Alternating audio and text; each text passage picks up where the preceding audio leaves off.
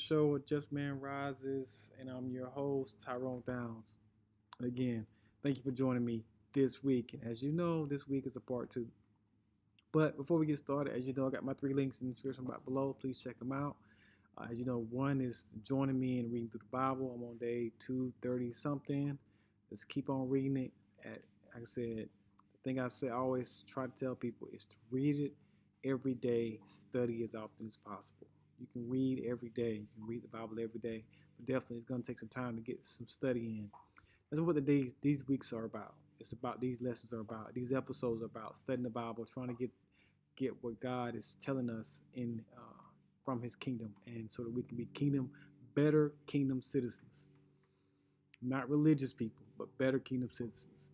All right, the second link is of course the T-shirts. I'm wearing my black lately. Um, got three colors: black, white, and red.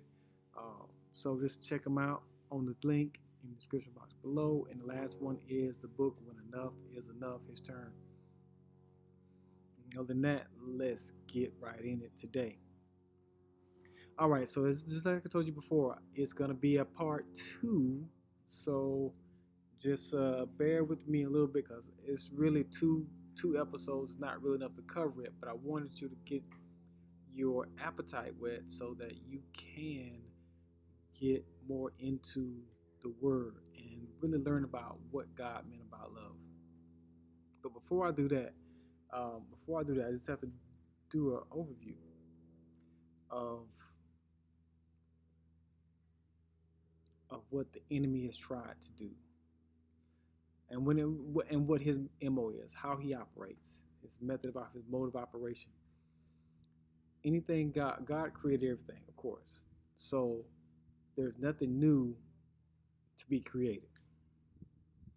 But what the enemy does, and what we do, we tend to do sometimes. We pervert what God intended for good and for perfect use and for kingdom uplift, for kingdom laws.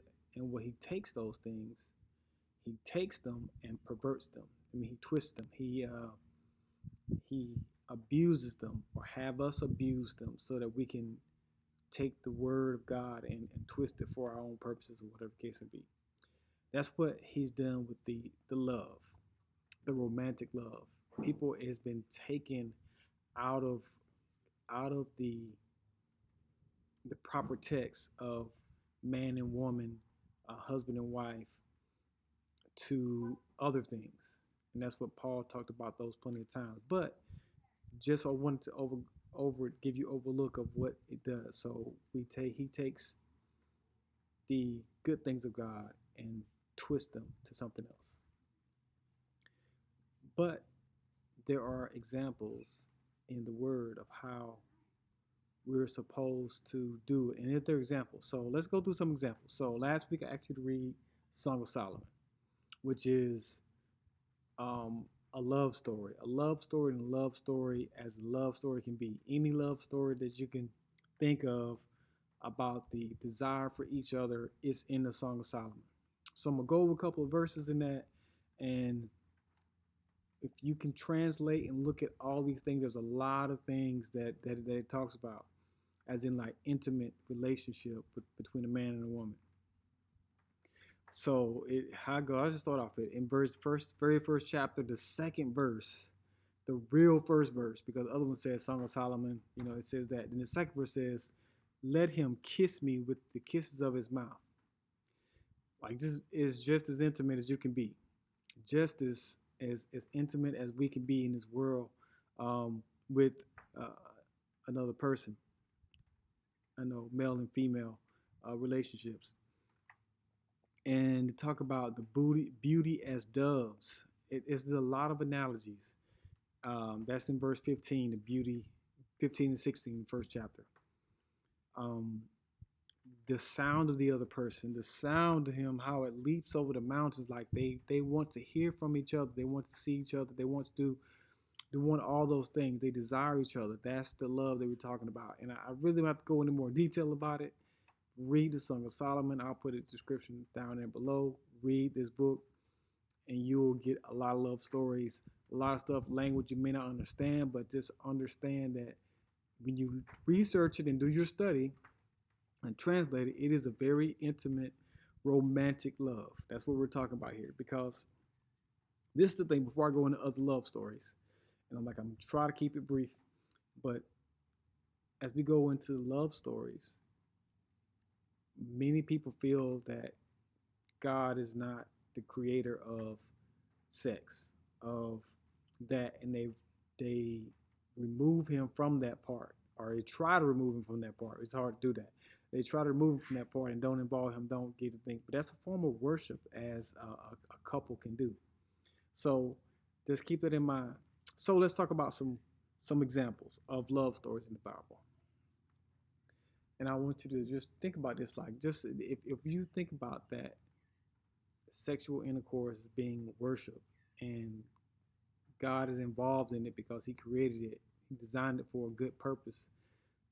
Um, it changes things when you look at it as worship, because we only think of worship as singing songs in a congregation, or letting this happen, or singing. Really, most of our worship that we consider worship involves music, like worship music. Like, we only worship when their music is playing, but that's not how it's always been. We can worship by doing what God created us to do. The basketball player, the the track, the Olympics is going on right now or just ended. Um, those people doing what their God given gift, is part of worship. It even talks about in the Bible about how if we work, we do it as unto the Lord. So we worship and serve Him by our actions and our work that we do, the skillfulness, the excellence in it we do. But let's talk about some love stories.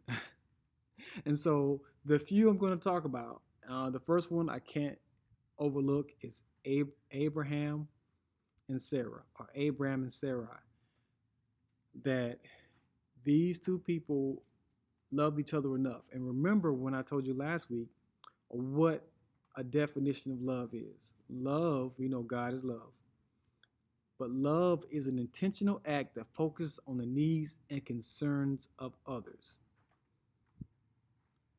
An intentional act that focuses on the needs and the concerns of others. So, Abraham and Sarai, their love story is they've been together, they was together their whole lives. And that in the midst of that, Abraham did not ask to go to have sex with someone else to have a child. He didn't ask for that. He didn't suggest that. But she loved him enough to know that the most precious gift during the Bible times, and it's still to this day, the most precious gift a wife can give to her husband is heir to his line. And at that time, a male child was the most precious gift that a woman can give to her husband, a wife can give to her husband.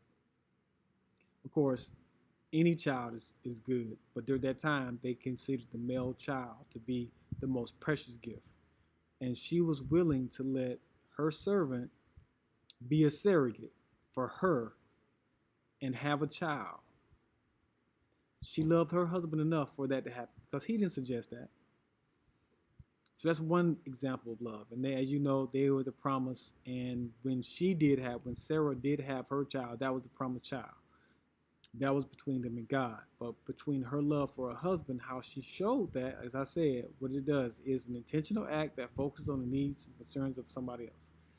And her husband, she focused on needs. She said he needs to have an heir, and I'm willing to let my servant be the surrogate for me for him to have that, because at that time they didn't have any children. All right. So the next one I'm talk about is probably the most popular but well deserved, Jacob and Rachel. But this triangle between Jacob, Rachel, and Leah is a love triangle for the ages. A love triangle for the ages. We know that Jacob loved Rachel enough to work for 7 years initially. And then he was tricked by his uncle. And then Leah came into the picture, and Leah loved her husband because that was her husband first, even though it was only a week apart, or about a week apart before Rachel became a wife also. And in that time, they could have multiple wives. It wasn't. It was a part of the society. God didn't say it was wrong. He didn't say it was right. It was just a part of the culture, and that's to understand that. Um, but as you know, as we talked about Abraham, he only had one. He only had one wife at the time until she suggested the others.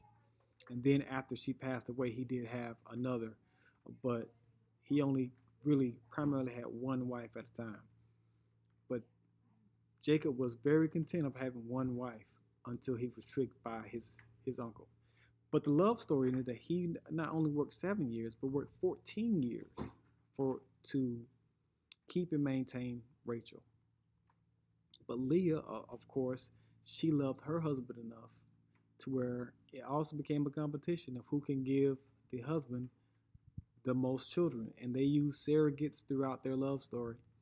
And that's how the children of Israel became a multitude, as God promised. He used uh, sisters and their servants to create the tribes of Israel. So that is the unique thing about it. But that was out of love because they wanted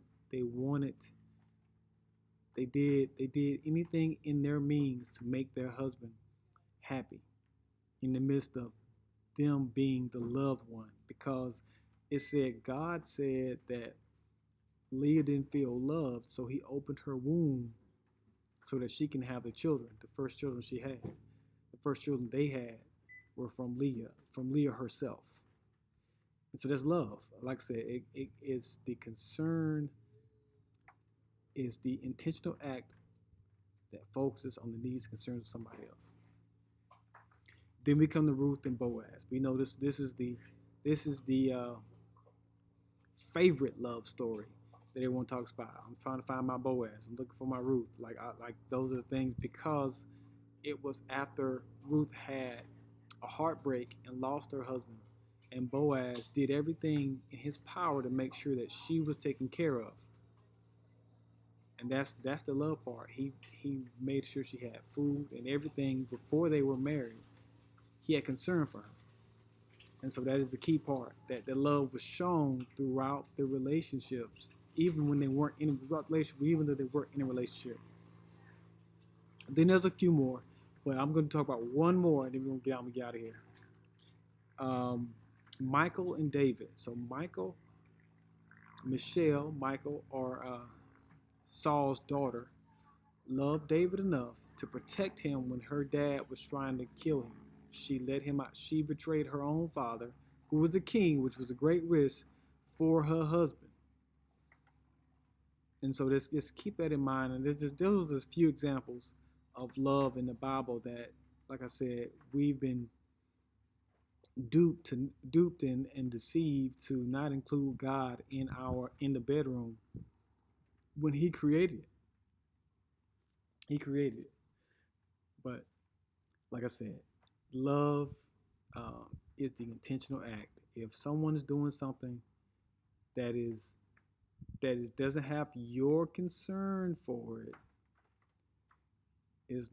is not love for you. It could be love for themselves. So that's why I say it's the intentional act that focuses on the concern and the needs of another. And then I can't end this without talking about that God so loved the world that He gave His only begotten Son. And in that act of giving His Son, He made sure that we can be with Him throughout eternity. That's what He did. And so that's the love that He showed for us. And He always uses Christ's love for the church as an example to us, for us.